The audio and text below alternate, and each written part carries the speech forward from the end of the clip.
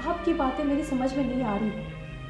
एक और आप सत्यवान का सर्वगुण संपन्न बता रहे हैं, दूसरी ओर आपका कहना है कि सावित्री ने उसका वर्ण करके अनर्थ कर डाला। देवर्षि, कृपया हमें यह बताएं कि सत्यवान में दोष क्या है? नारायण नारायण।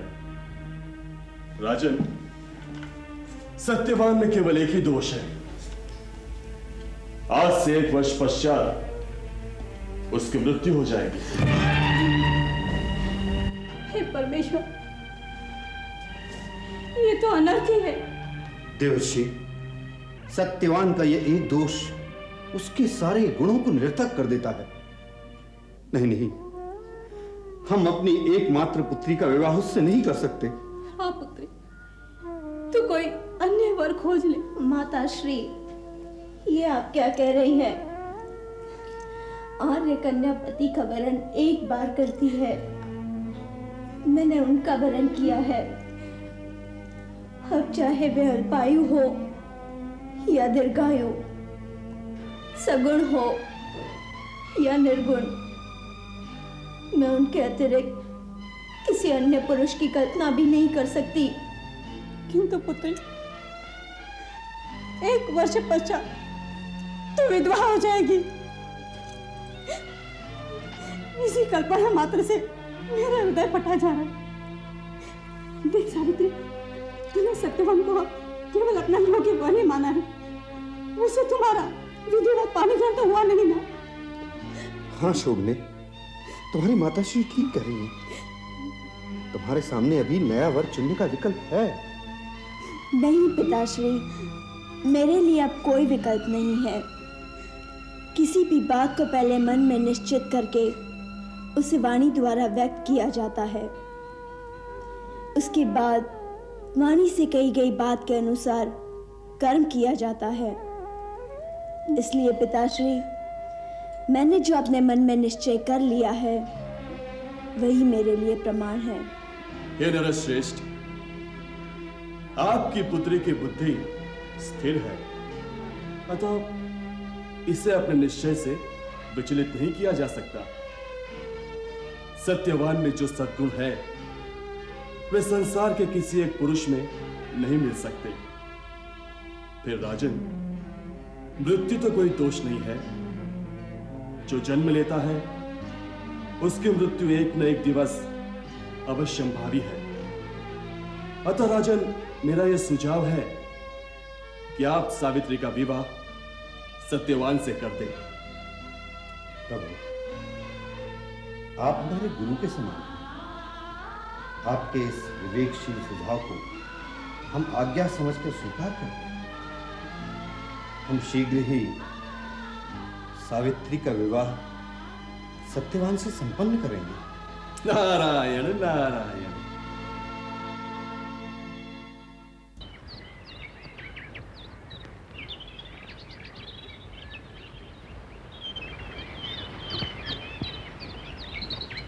महाराज द्विमत सेन की जय हो।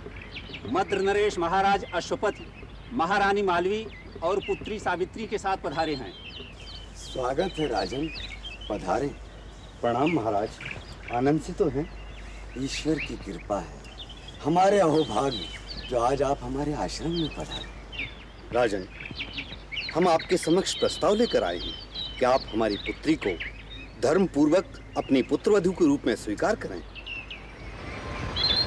हे राजन, आपको ज्ञात होगा हम अपना राज्य खो चुके हैं और इस आश्रम में वनवासियों की भांति रहते हैं।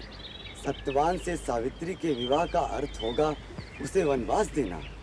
नहीं मित्र, आपकी सुकोमल कन्या इस आश्रम का कष्टप्रद जीवन नहीं बिता पाएगी।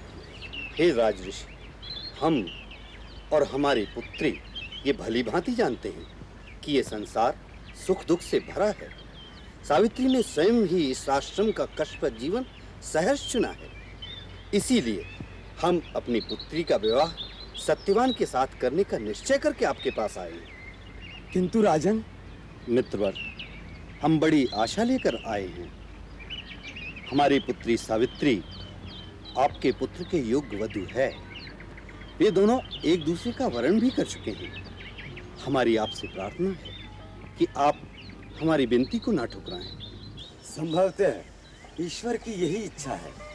जब हम राजा थे तब हमारे मन में आपकी पुत्री के साथ सत्यवान के संबंध का विचार आया था, परंतु आज ये इच्छा अनायास ही पूर्ण हो रही है। पुत्र सत्यवान, हमारे निकट आओ। जी पिताश्री। पुत्र, अपने होने वाले ससुर को प्रणाम करो।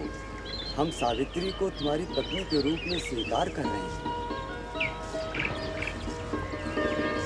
आयुष्मान भव। ओम तुभ्यं अग्रे पर्यवहन्तु सूर्यां वहतु नासः पुनः पतिभ्यो जायां दाग्ने प्रजया सह। ओम कन्यालापितृभ्यं पतिलोकं यतीयमभिक्षाम्यश्च कन्या उत्तव्या वयं धारा उदन्या इवाति गाहे महीदिखः। ओम तुभ्यं अग्रे पर्यवहन्तु सूर्या वहतु न सह पुनः पतिभ्यो जायां दाग्ने प्रजया सह। ओम कन्यालापितृभ्यं पतिलोकं यतीयमभिक्षाम्यश्च कन्या उत्तव्या वयं धारा उदन्या इवाति गाहे महीदिखः। ओम तुभ्यं अग्रे पर्यवहन्तु सूर्यां वहतु नासः।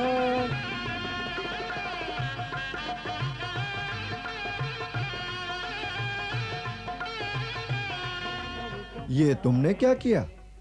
अपना राजसी परिधान त्याग कर ये सन्यासिनियों जैसे वस्त्र क्यों धारण कर लिए? क्यों? क्या इन वस्त्रों में मैं अच्छी नहीं लग रही हूँ? अच्छी तो लग रही हो, किंतु ये वस्त्र तो आश्रम वासियों को ही शोभा देते हैं ना। आश्रम में आश्रम वासियों की भांति रहना मेरा कर्तव्य है। बैठिए स्वामी, माता सावित्री का प्रसाद ग्रहण करें।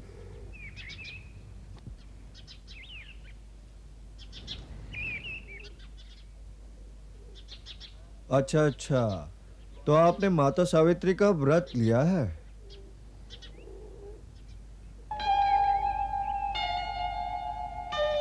किंतु ये चक्र कैसा? ये कालगणना चक्र है स्वामी। इसमें 360 स्थान है और प्रत्येक स्थान एक दिन का प्रतिनिधित्व करता है। किंतु इसका प्रयोजन देवी? और मैंने ये व्रत वर्ष भर के लिए ग्रहण किया है, अतः इसके माध्यम से मैं व्यतीत होने वाले समय की गणना ठीक से कर सकती हूँ। तुम्हारे इस व्रत का विधान क्या होगा सावित्री? एकाग्र श्रद्धा भाव से माता के मंगल नाम का जाप, नियम, संयम और पवित्रता से जीवन यापन करना, गौ ब्राह्मणों की सेवा तथा सभी को भोजन कराने के पश्चात दिन में केवल एक समय भोजन करना और भूमि पर शयन करना। हरे हरे, इतना कठिन तप किस लिए देवी? मेरा सौभाग्य अखंड रहे, आप दीर्घायु तथा सभी प्रकार से वैभवशाली हो, इसी प्रयोजन से ही उपासना कर रही हूँ स्वामी। अरे मैं तो रिष्ट पुष्ट हूँ। सदैव ऐसे ही बने रहें, यही कामना है हमारी।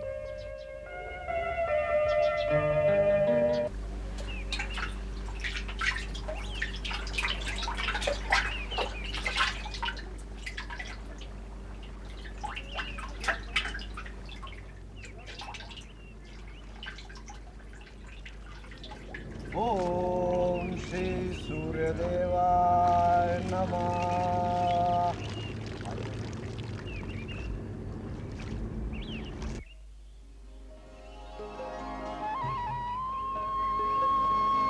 प्रणाम पिताश्री। अखंड सौभाग्यवती भव पुत्री।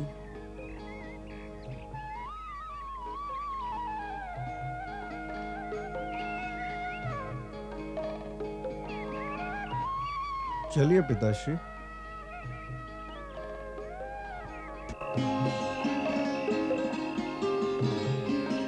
पुत्री, अब तुम विश्राम करो। जो आज्ञा माताश्री।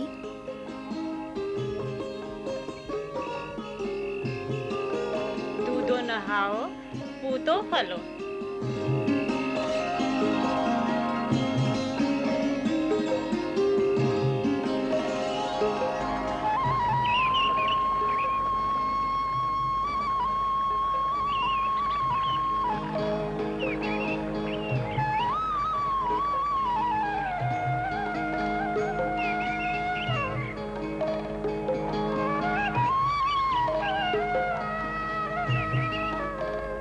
माता मंदाकिनी। सौभाग्यवती भव। लाइए, मैं आपका घड़ा उठा लेती मैं हूँ। स्वयं अपना घड़ा उठा लूंगी। नहीं माता, घड़ा मुझे दे दीजिए।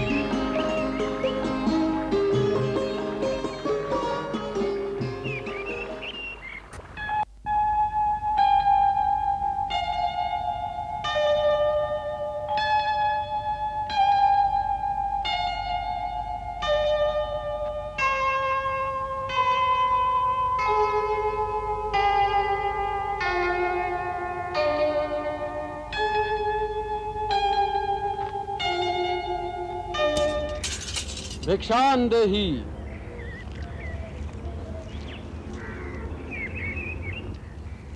तुम्हारा सौभाग्य सदा बना रहे पुत्री।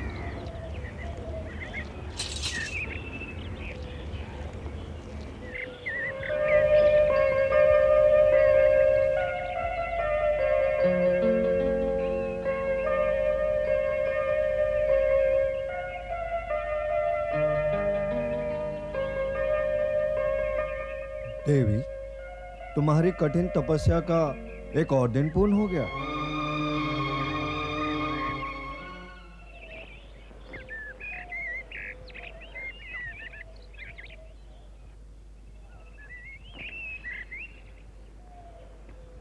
नारायण नारायण। प्रणाम देव ऋषि। अखंड सौभाग्यवती भव पुत्री। आपका ये आशीर्वाद पाकर मेरे मन को बहुत बल मिला है देव। हमने तो तुम्हारे अखंड सौभाग्य की मंगल कामना की है, किंतु आपकी भविष्यवाणी का हमें सदैव स्मरण रहता है। अब तो उस अवधि के पूरे होने में केवल 4 दिन शेष रह गए हैं। हाँ पुत्री, इसी प्रयोजन से हम तुम्हारे पास आए हैं। हमें ज्ञात है कि 1 वर्ष से तुम माता सावित्री की कठोर आराधना कर रही हो। केवल एक उन्हीं का आसरा है भगवान। मैं अपने पति के प्राणों की रक्षा के लिए अपने प्राण देने को भी तत्पर हूँ। चिंता न करो पुत्री, धर्म में तुम्हारी आस्था दृढ़ है, बुद्धि तुम्हारी स्थिर है। अतः हे अटल श्रद्धा वाली सावित्री, तुम्हें निर्भय होकर अपने कर्तव्य का पालन करना चाहिए। महर्षि, आपने मेरा साहस बढ़ाया है, तो कोई उपाय भी बताइए। स्मरण है तुम्हें, जब तुम बच्ची थी तब हमने तुम्हें जगत जननी उमा का प्रसंग सुनाया था। तपस्या में बड़ा बल है पुत्री। तपस्या से ही माता उमा ने त्रिपुरारी शंकर को पति रूप में प्राप्त किया था। अतः हे पुत्री, इन शेष 4 दिनों के लिए तुम अति कठिन त्रिरात्र व्रत करो। 3 दिन 3 रात स्थिर होकर माता सावित्री की उपासना में रत हो जाओ। परमेश्वरी देवी तुम्हारा कल्याण करेंगे। महामुनि, मैं ये व्रत अवश्य करूंगी।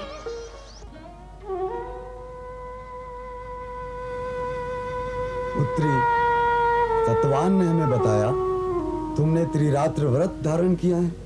हाँ पिताश्री, मैंने ये मंगल व्रत धारण किया है। ये तो बहुत कठोर व्रत है पुत्री। 3 दिन और 3 रात एक ही स्थान पर बैठे रहना बहुत कठिन कार्य है। आप चिंतित न हो पिताश्री, मैं इस व्रत को पूर्ण करने का निश्चय कर चुकी हूँ। अब आप मुझे आशीर्वाद दें कि मैं इस अनुष्ठान में सफलता प्राप्त कर सकूं। सावित्री, हमारा आशीर्वाद तो सदैव तुम्हारे साथ है।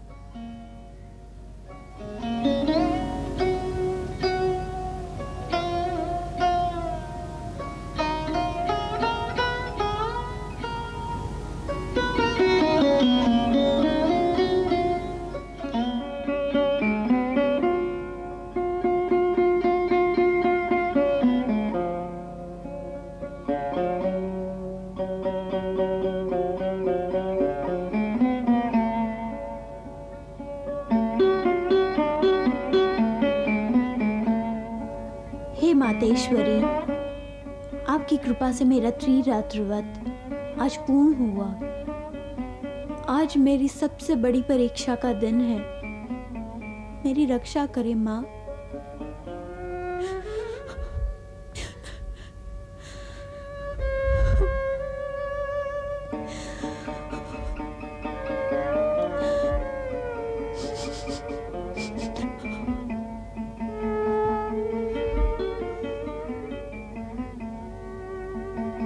तुम जैसी पत्नी पाकर मैं धन्य हो गया सावित्री। ऐसा न कहे स्वामी, सौभाग्य तो मेरा है जो आप जैसा देवतुल्य पति मुझे प्राप्त हुआ।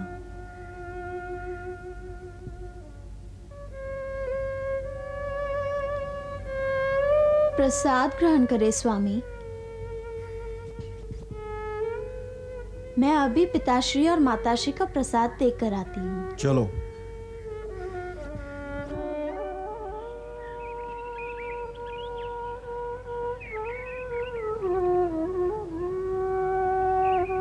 प्रसाद लीजिए पिताश्री। लाओ पुत्री। लीजिए माताश्री। तुम्हारी निष्ठा से हम प्रसन्न हुए पुत्री। अब आहार का समय है। आहार लेने के बाद ही अन्य कोई कार्य करना। पिताश्री, मैं आज सूर्यास्त के पश्चात ही भोजन ग्रहण करूंगी। अतः आपसे प्रार्थना है कि इस विषय में मुझसे आग्रह न करें। पिताश्री, यदि आज्ञा दें तो मैं वन जाकर समिधाएं एकत्र कर लाऊं। अच्छा पुत्र, जाओ। ठहरिए स्वामी, आज मैं भी आपके साथ वन चलूंगी। अरे भामिनी, ये कैसा आग्रह है? तुम तो पहले मेरे साथ कभी वन में नहीं गई। किंतु आज मैं जाना चाहती हूँ। नहीं नहीं, तुम 3 दिन से व्रत कर रही हो, इस कारण तुम दुर्बल हो गई हो। इसलिए आज तुम इस कुटिया में विश्राम करो। मैं तो तनिक भी दुर्बलता का अनुभव नहीं कर रही हूँ। आपके साथ जाने के लिए मेरे मन में बहुत उत्साह है। यदि ऐसा है तो माता पिता की आज्ञा ले लो देवी। सत्यवान, सावित्री ने हमसे आज तक कुछ नहीं मांगा। यदि उसकी इच्छा वन जाने की है तो उसे अवश्य ले जाओ। पुत्र, सावधानी से जाना और मार्ग में सावित्री का ध्यान रखना। जो आज्ञा माताश्री। आओ देवी।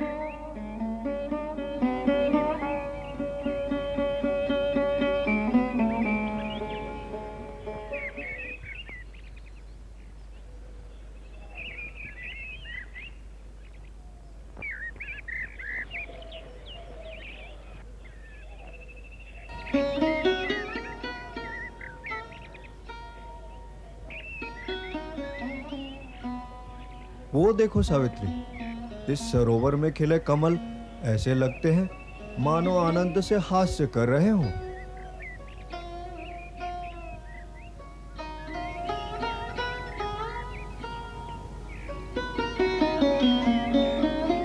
मेरी ओर ऐसे क्या देख रही हो सावित्री?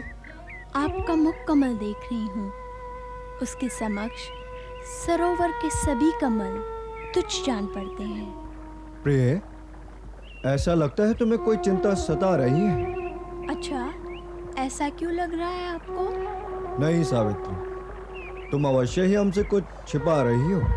नहीं स्वामी, व्रत के कारण संभवतः आपको मेरा मुख म्लान दिख रहा होगा। हाँ, कदाचित ऐसा ही हो भामिनी।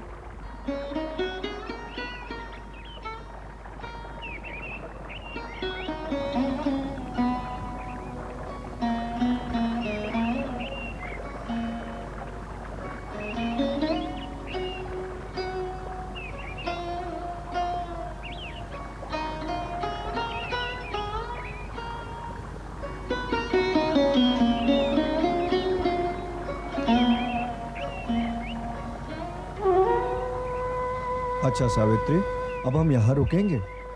ये जो वृक्ष है, हम इसी की लकड़ियाँ काटेंगे। जैसी आपकी इच्छा।